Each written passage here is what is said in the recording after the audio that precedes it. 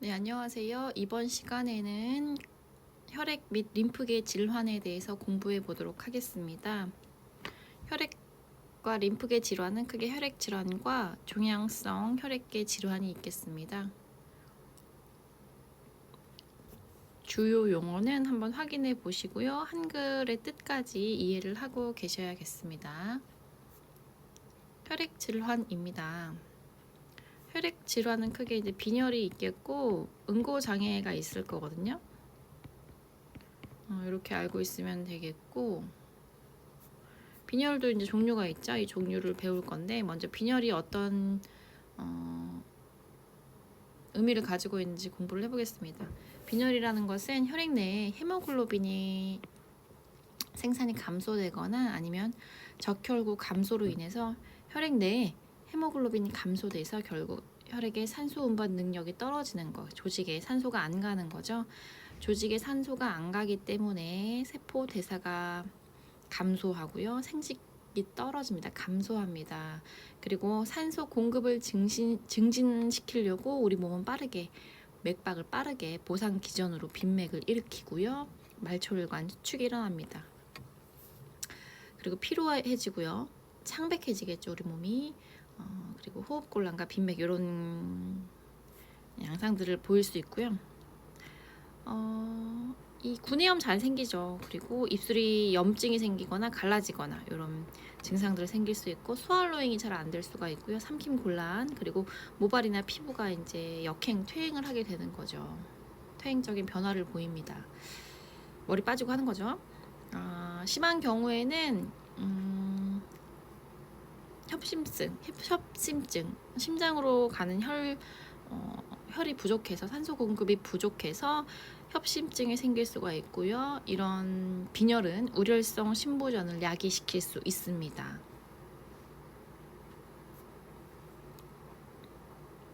빈혈의 원인이 첫 번째, 철분 결핍성 빈혈이 있고요. 악성 빈혈이 있고요.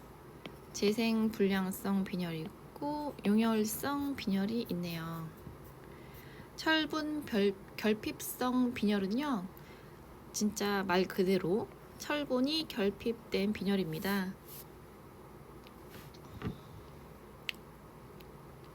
이 철분이 부족하면요, 헤모글로빈 합성이 감소됩니다. 그래서 혈액으로 운반되는 산소량이 떨어지게 되는 거죠. 작은 모양이거나 색소가 적은 저색소성의 적혈구를 만들게 됩니다. 이 사실 이제 철분 결핍성 빈혈은 일반적이고 다양한 연령에서 나타날 수 있습니다. 그래서 사실 여성이 좀 많이 발생하는데 5명 중에 1명꼴로 이 철분 결핍성 빈혈이 발생할 수 있고요. 임신했을 때는 굉장히 프레발런스가 커지게 되죠. 유병률이 높아집니다. 그래서 이 병인, 원인으로는 철분 결핍, 그쵸? 철분 자체가 진짜 결핍된 경우, 아니면 출혈성 궤양이거나 피가 자꾸 빠지는 거죠.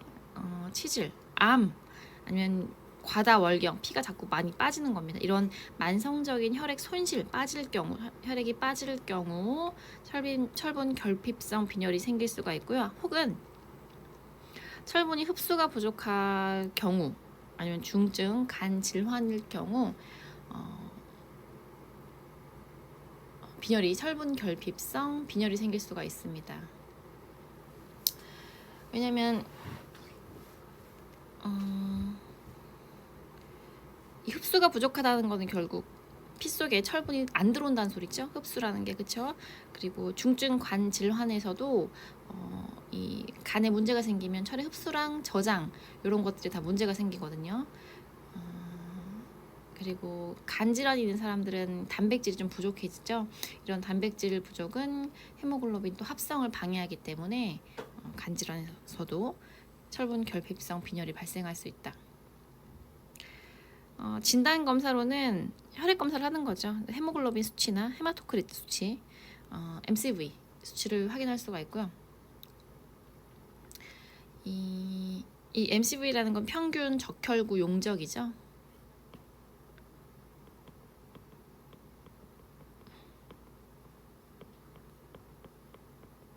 페리틴, 또 혈청 페리틴이나 혈청 철, 페리틴이나 철이나 트랜스페린 같은 것도 좀 정상보다 낮은 수치를 보입니다. 현미경에서는 저색소성, 소구성, 작은 적혈구를 관찰할 수가 있고요. 이렇게 이런 검사를 통해서 우리가 진단 검사를 할 수 있고,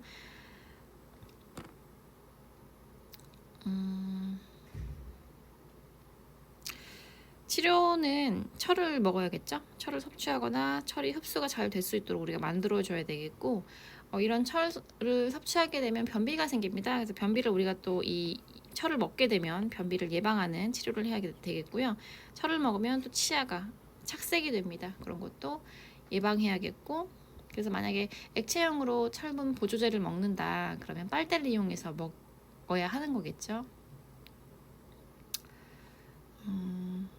그리고 철이 사실 지금 비린내가 좀 나거든요. 그래서 이 비린내 같은 것들이 울렁거리는 것을 야기시키기 때문에, 오심구토, 위 자극 이런 거를 야기시키기 때문에 이 철을 먹을 때는 항상 음식과 또 함께 먹도록 우리가 교육을 하는 편이죠. 그 정도 알고 있으면 될 것 같고요.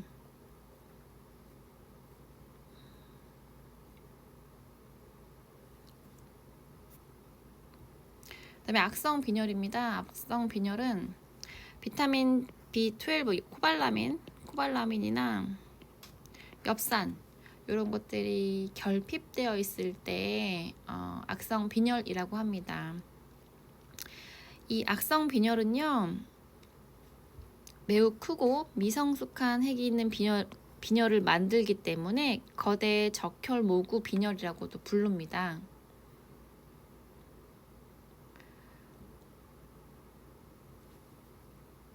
우리가 엽산과 근데 비타민 B12가 결핍되는데 왜 빈혈입니까? 라고 얘기를 한다면, 우리가 적혈구 생성에 있어서 엽산과 코발라민 요게 필요하기 때문에, 그래서 요게 부족하면 그래서 악성 빈혈이 생기는 겁니다.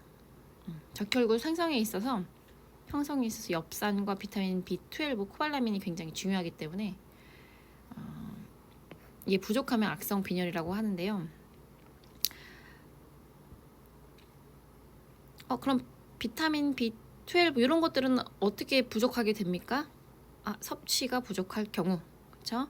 섭취는 했지만 우리 몸에 흡수가 안 됐을 경우, 위염이라든지 노인이라든지 아니면 위절제술이나 회장절제술을 한 사람들이 흡수가 좀 안 되는데요. 이건 소장이기 때문에 알겠지만 위는 왜 위절제했다고 해서 왜 흡수가 안 되죠, 교수님? 왜냐면요, 비타민 B12는요, 코발라민은 위에 있는 위내인자와 결합되어야지만 회장에서 흡수가 가능합니다.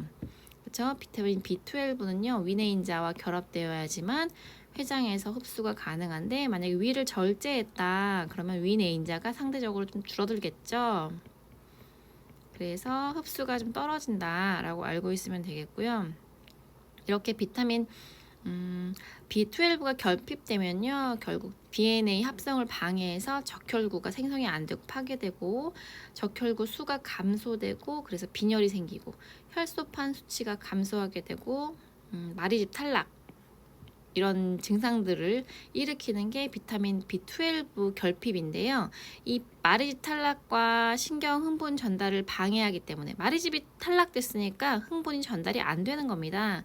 그렇기 때문에 이 악성 빈혈의 증상이요, 비타민 B12 결핍 증상과 유사한 거죠. 신경 증상도 생기는 겁니다. 그래서 또 다른 증상으로는 혀가 크고 통증이 생기죠. 그리고 염증, 온몸에 염증이 날 수가 있고요. 또 소화계 증상, 소화장애나 오심, 설사 이런 것들이 나올 수가 있습니다. 검사로는 이 비타민 B12 때문에 적혈구가 제대로 형성이 안 돼서 아주 큰 거대 아구성 적혈구가 우리가 이제 발견할 수가 있는 거고요. 또 위점막이 위축됐으면 의심을 할 수 있는 거죠. 이 사람이 빈혈인데 헤모글로빈 수치가 낮은데 위점막이 좀 위축되어 있네. 악성 빈혈이겠구나 라고 생각한다는 거고요. 또 비타민 B12가 실제로 랩 검사에서 혈액 검사에 낮으면은 이 사람 지금 악성 빈혈이구나 라고 생각할 수 있다는 거고, 세 번째는 재생 불량성 빈혈입니다. 재생 불량성 빈혈은 골수 기능 자체가 진짜 손상되거나 부전이 있는 경우입니다. 그래서 전체적으로 범혈구, 백혈구, 적혈구, 혈소판이 감소가 되는 질환이 재생 불량성 빈혈입니다. 이 재생 불량성 빈혈은 범혈구가 감소하는 거기 때문에 빈혈 증상, 적혈구가 감소한 빈혈 증상도 생길 수가 있고요. 적혈구가 감소한 백혈구가 감소한 감염 증상이 나올 수도 있고요. 혈소판이 감소한 출혈, 점상 출혈의 이런 증상들이 나올 수가 있다라는 걸 알고 있으면 되겠고요. 왜 생기느냐? 이유 모릅니다. 특발성 혹은 방사능이나 화학물질이나 항암제 같은 거에 노출이 되었을 경우, C형 간염 바이러스 노출되었을 경우, 아니면 내 몸을 스스로 공격하는 자가 면역 질환일 경우, 아니면 골수 이형성 증후군일 경우 재생 불량성 빈혈이 생길 수가 있습니다. 진단으로는 당연히 전체적인 혈구 숫자가 감소하겠죠. 전체적인 혈구 숫자가 감소하긴 하지만 적혈구 모양 자체가 뭐 엄청 작아진다든지 엄청 커진다든지 이러진 않습니다. 적혈구 모양 자체는 정상이 되겠고요. 치료 같은 경우는 골수가 억제되면은 이제 골수 기능이 손상되면 골수가 억제되는 거기 때문에 그런 요인들을 제거하는 거, 영양 요인들을 제거하는 게 필요하겠고, 피를 줘야죠. 수혈합니다. 그리고 골수를 이식을 할 수가 있어요. 골수 이식해야죠. 뭐 골수가 문제가 생겼는데, 그쵸? 피를 만드는 골수가 문제가 생겼기 때문에 골수 이식해야 됩니다. 할 수가 있습니다. 치료로. 그 다음에 용혈성 빈혈. 용혈성 빈혈은 용혈, 피가 깨지는 겁니다. 피가 깨지는 거고요. 크게 겸상적혈구성 빈혈, 이게 낫모양 빈혈이거든요. 겸상적혈구성 빈혈이 있고 지중해성 빈혈이 있거든요. 지중해 빈혈. 근데 지중해 빈혈은 우리나라에서 많이 없으니까 그냥 안 해도 될 것 같고요. 이 겸상적혈구 빈혈은 낫모양, 적혈구 자체가 이렇게 동글동글하게 원형이어야 되는데 낫모양으로 바뀐 겁니다. 그래서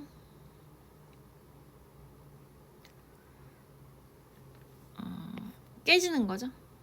깨집니다. 그래서 산소가 있을 때는 이렇게 원반 모양인데, 만약에 산소 수치가 좀 떨어지거나 그러면 이 겸상적혈구는 더 길어지고 딱딱해집니다. 이건 유전적인 거죠. 선천적인 겁니다.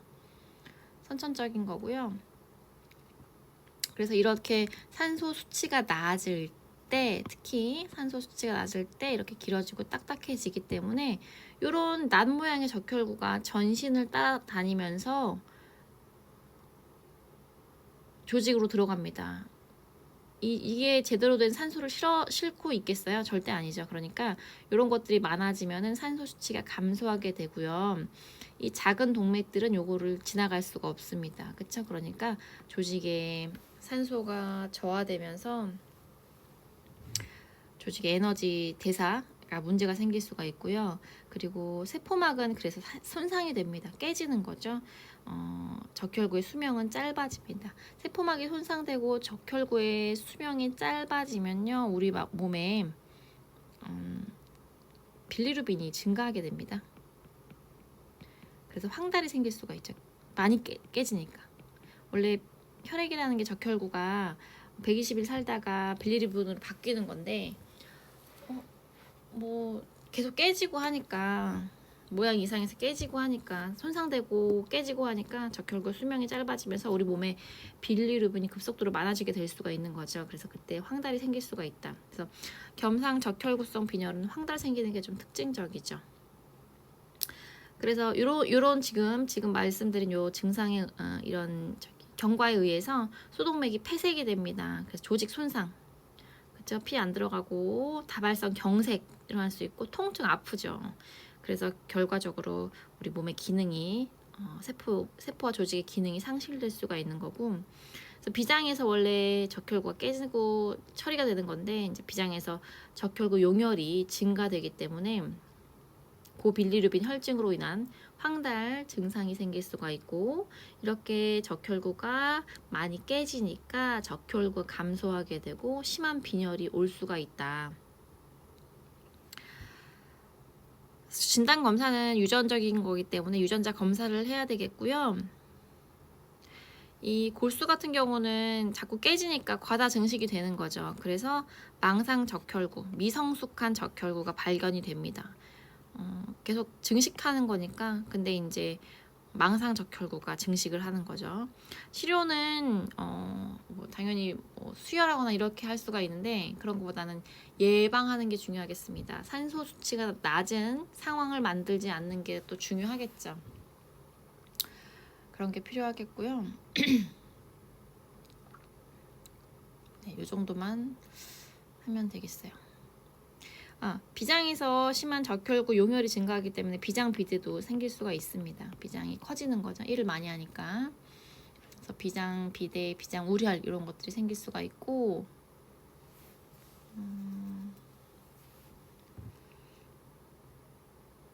네, 이 정도만 얘기를 하면 되겠어요. 당연히 이게 유전적이니까 아기 때부터 생길 수가 있는데, 그렇기 때문에 아기 때부터 생기니까 성장 지연도 생길 수가 있는 거죠. 그 정도 알고 있으면 되겠습니다.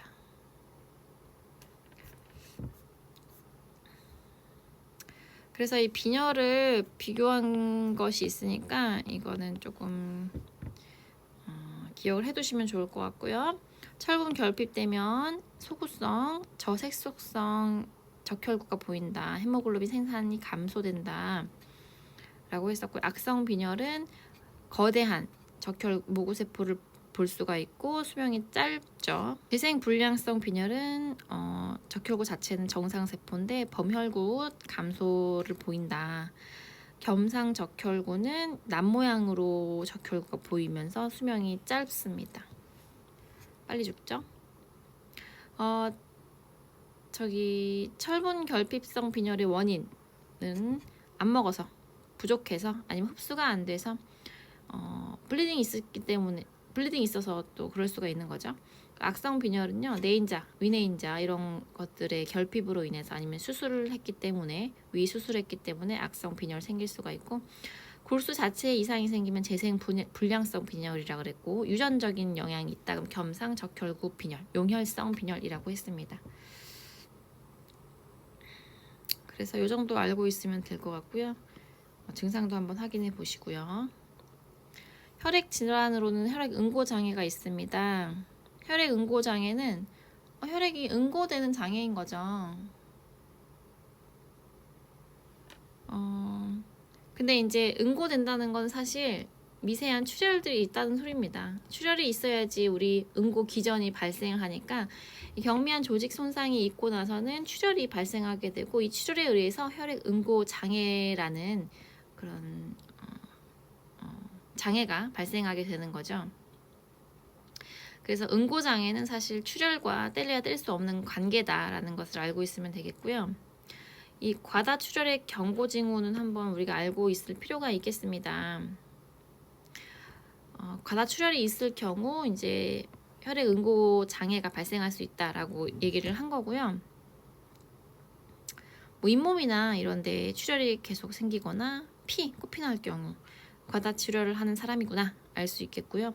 피부 같은 곳에 점막에 이렇게 점상 출혈 같은 거 볼 수 있겠죠. 그리고 타박상 자주 생기는 분들, 그쵸? 그리고 그렇게 심하게 다치지 않았는데 계속 피가 납니다. 이 손상에 비해서 오랫동안 지속되는 출혈도 과다 출혈의 징후겠고요. 그다음에 뭐 혈관절, 관절에 혈이 있는 거, 이렇게 관절 같은 곳에 나타나는 출혈. 그리고 객혈은 뭐냐면 기침할 때 가래에 나오는 혈, 이게 객혈입니다. 이거 객혈이라는 말을 외우시고요. 토혈은요, 토할 때 나는 토할 때 나오는 혈액, 이게 토혈입니다. 그래서 객혈과 토요일의 차이는 구분을 하셔야 됩니다. 객혈은 기침할 때 나오는 가래에 섞여 있는 피, 토요일은 토에 나오는 피. 대변 속 혈액은 뭘까요? 우린 잠혈이라고 합니다. 흑색변이나 잠혈이라고 하고요. 만약에 대변에 혈액이 나왔어요. 우리가 이제 잠혈이라고 하는데 왜 하필 흑색변이라고 할까요? 라고 궁금해할 수가 있는데요. 잠혈. 위 이런 데서 출혈이 있어가지고 위내 출혈이 있어가지고 위에서 나온 피가 똥까지 가면요. 그때는 색깔이 조금 이제 변하는 겁니다. 똥 흑색으로. 근데 만약에 직장 근처에서 피가 났다. 그럼 흑색은 아니겠죠. 그때는 그냥 그 붉은색 똥이 나오겠죠. 그래서 그 소화기관의 어디에서 피가 나느냐에 따라서 흑색변이냐 아니냐가 다를 수가 있겠고, 좀 위쪽 상부 위장관에서 피가 생겼다 그러면 흑색변을 볼 수가 있고요. 아니면 하부 위장관에서 피가 생겼다 그러면 그냥 붉은색 피똥을 볼 수가 있겠습니다. 붉은색 잠혈을 볼 수가 있겠습니다. 그리고 과다출혈의 징후 중에 하나는 당연히 빈혈이겠죠. 빈혈이니까 어지러움, 이런 신경학적 증상도 생길 수가 있는 거, 공포, 혈압 떨어지는 거 보상작용으로 빈맥 볼 수가 있겠고요. 이런 것들은 과다출혈의 경고 징후니까 우리가 간호사로서 알고 있어야 되겠고, 이런 증상들이 있는 사람들의 혈액 응고 장애가 있을 수 있으니까 또 주의해서 우리가 살펴야 되는 거겠죠. 혈액 응고 장애의 원인으로는 저혈소판 혈증이 먼저 있습니다. 저혈소판 혈증은 아동의 경우 급성 바이러스성 감염에 노출되었을 경우, 성인의 경우 자가면역 반응에 의해서 항체에 의한 혈소판 파괴에 의해서 저혈소판증이 생길 수가 있고요. 또한 HIV나 간비대, 비장비대 역시 저혈소판증을 유발시킬 수 있습니다. 캔서 환자 같은 경우 화학이나 방사선 치료 후에 저혈소판증 생길 수가 있고요. 신장에 이상이 있을 경우, 그리고 간질환, 간비대 비슷한 거죠. 네, 간질환 환자에게서도 혈액 응고 장애 생길 수가 있겠습니다. 비타민 K나 응고인자가 결핍되었을 경우도 저혈소판증 생길 수가 그 혈액 응고 장애 생길 수가 있겠고요. 아스피린이나 항혈전증, 와파린 같은 거 항응고제 복용했을 경우 혈액 응고 장애 생길 수가 있죠. 출혈 가능성이 커지니까요. 이 혈액 응고 장애 진단 검사로는 혈액 응고 기전이 외인성 경로와 내인성 경로가 있죠. 내인성 경로와 외인성 경로가 있기 때문에 그 외인성 경로의 시간을 측정한다고 생각하면 되고요. 외인성 경로 측정은 PT를 이용해서, 내인성 경로는 APTT를 이용해서 혈액 응고 시간을 측정을 합니다. 그렇게 생각하면 되겠고요. 그리고 스로빈 타임은 섬유소로 되는 시간을 의미하는데, 이것도 혈액 응고 장애를 감별하는 데 있어서 사용할 수 있는 진단 검사다라고 알고 있으면 되겠고요. 혈액 응고 장애에 있는 환자들에게 우리는 침습적이라는 건 이제 몸에 칼을 대는 시술이나 그런 수술 같은 걸 할 때 조심해라라고 얘기를 해줘야 되고, 왜냐면 몸에 칼을 대거나 시술을 할 경우는 출혈 가능성이 있기 때문에 응고 장애가 있으면 응고가 안 되니까 계속 블리딩이 되는 거죠. 위험하죠. 그리고 예방적으로 항상 우리 진단 검사 항상 해줘라, 지금 혈액 응고 시간 체크해라, 이런 거를 얘기하는 겁니다. 예방적 검사라는 것은. 그리고 약물 투여하는 게 있다면 복용을 잘해야 되고, 그리고 블리딩이 항상 언제나 일어날 수 있기 때문에 압박잭싱, 그리고 냉드싱, 그리고 겔폼이나 지혈솜 같은 걸 이용해서 지혈해라 라고 우리가 교육을 해줄 수 있어야겠습니다. 그러면 구체적으로 혈액 응고 장애에는 어떤 것들이 있는지 보는 겁니다. 첫 번째 혈유병입니다. A형 혈유병이고요. 응고인자가 결핍된 겁니다. 그래서 유전성으로 응고가 잘 안 됩니다. 출혈 경향이 아주 큰 거죠. 그래서 A형 혈유병은 아주 그 응고인자 8번의 결핍이나 그 이상으로 발생하는 아주 흔한 그 혈유병 중에 A형이 가장 흔한 유전성 응고인자입니다. 이 A형 혈유병은요, X 염색체에 열성 유전됩니다. 그래서 남성과 유성의 유병률이 다른데요. 원래 남자는 XY죠. 여자는 XX고. 그렇죠? XY, XS 이렇게 되는 거고요. 열성이기 때문에 여자 같은 경우는 두 개가 다 갖고 있어야지만 발현이 되는 거고, 남자 같은 경우는 X가 하나만 있어도 발현이 되는 거죠. 열성이기 때문에. 그래서 보면은 정상 아버지가 있고요. 엄마가 보인자입니다. 여자는 X 중에 하나만 있으면은 보인자인 겁니다. 증상이 아직은 없어요. 내가 지금 혈유병인지 몰라. 혈유병 보인자인지 모를 수도 있는 거죠, 사실. 정상 아버지랑 보인자 어머니랑 결혼해가지고 아기가 났어요. 그러면 아기가 날 확률이 이렇게 XX, XY, XXH 보인자가 겹쳤을 경우 XHY가 될 수가 있는 건데, 여자 같은 경우는 이럴 경우는 50%가 보인자, 50%가 정상이라서 사실 증상이 없겠죠. 근데 남자 같은 경우는 50%가 혈유병, 왜냐면 XY로 이환되니까. 그리고 50%는 정상. 그래서 50%는 증상이 없고 50%는 혈유병이라고 이환되는 거죠. 증상이 나오기 시작하는 거죠. 나오는 거죠.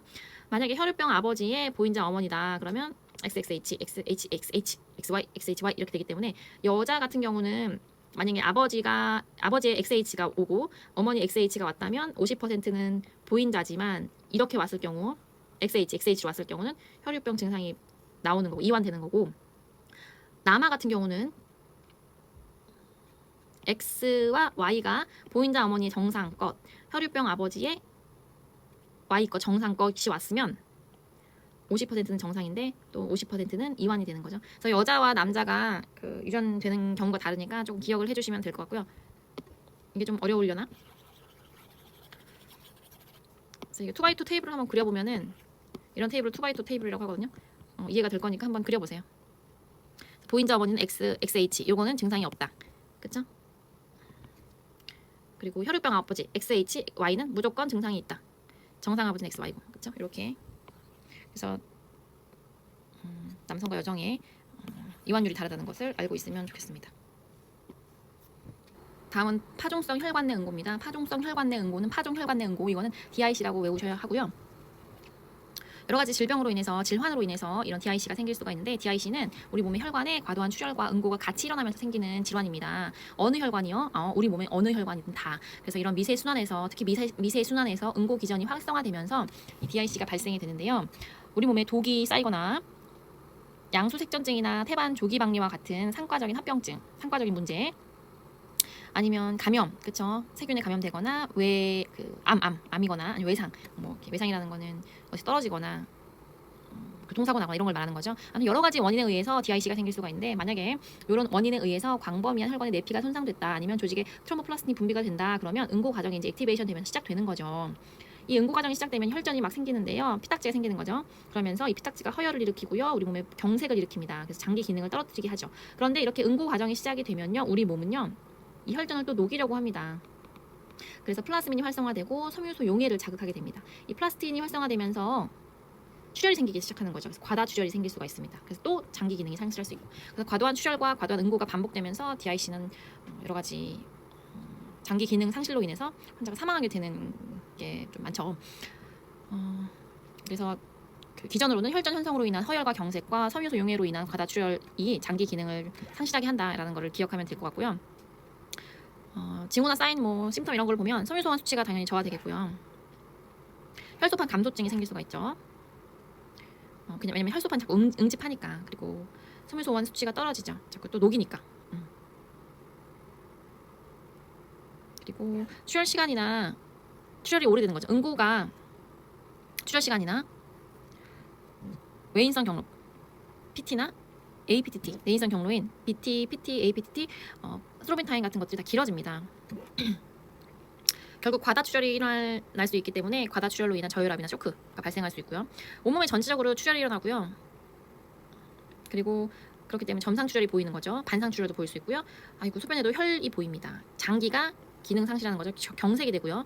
호흡 곤란하고 창백해지죠. 그리고 신경계 손상으로 인해서 발작이나 아니면 환자한테 막 꼬집어도 잘 못 느끼는 반응, 이런 것들이 감소하게 됩니다. 그리고 신부전으로 인해서 또 쇼크가 생기기도 합니다. 신장도 혈이 굉장히 많이 필요한 기관인데 없으니까 생길 수가 있죠. 신부전으로 인한 쇼크가 생길 수가 있고요. 네, 이 정도만 알고 있으면 되겠고, 사실 DIC는 치료하기 굉장히 어렵고 그렇기 때문에 약간 말기 질환에서 DIC가 생길 수 있다. 환자 상태가 좀 안 좋아지면 이 DIC로 오는 경우가 많기 때문에 기억을 해야 되는 질환입니다. 혈전 성향증은요, 혈전이 잘 생기는 성향이라 이거죠. 트롬보필리아 혈전증입니다. 혈전 성향증, 혈전이 잘 생기는 질병이다, 이렇게 생각하면 되겠고요. 정맥이나 동맥 내에 비정상적인 이런 혈병, 피딱지가 생기는 거고요. 유전적이거나 아니면 후천적으로 생길 수가 있죠. 그래서 이런 피딱지가 생기면 계속했죠. 혈액순환이 블락되면서 장기나 기관에 다양한 영향을 미칠 수가 있고, 예를 들어서 심근, 경색이다, 이런 게 있는 거고, 혈액검사로는 응고인자를 확인할 수 있겠고요. 그리고 비정상적인 항체의 양을 확인할 수가 있겠죠. 치료는 와파린 먹는 거죠. 항응고제.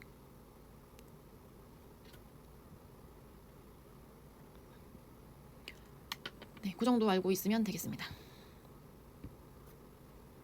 이제는 종양성 뭐가 생기네요. 그렇죠? 종양성 질환인데, 처음에 적혈구 증가증이 나오고요. 백혈병이 나옵니다. 백혈병 나오고, 그다음에 림프계 좀 이따가 합니다.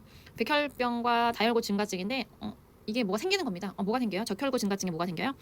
적혈구 증가증은 골수에 적혈구나 다른 신생세포가 증가된 상태를 적혈구 증가증이라고 합니다. 적혈구가 많아진 거죠. 적혈구뿐 아니라 다른 신생세포도 증가된 거기 때문에 우리가 종양성 혈액계 질환으로 분류한 거고요.